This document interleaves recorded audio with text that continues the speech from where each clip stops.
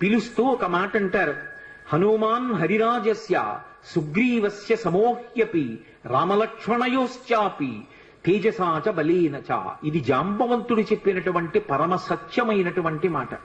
ఆయన అన్నాడు, ఓ హనుమన్ హరిరాజస్య, వానరములకన్నిటికీ రాజైనటువంటి ఓ హనుమ, సుగ్రీవస్య సమోహ్యపి, నువ్వు నీ వినయము చేత సుగ్రీవుడి దగ్గర ఒక మంత్రిగా సేవిస్తున్నావు, కానీ నువ్వు సుగ్రీవుడి కన్నా తక్కువ వాడవు కాదు.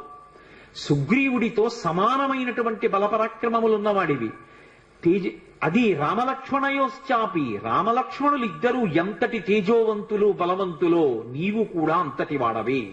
తేజసాచ బలేనచ, తేజస్సు యందు బలము యందు ఆ ముగ్గురి కన్నా నువ్వెంత మాత్రము తక్కువ వాడివి కావు.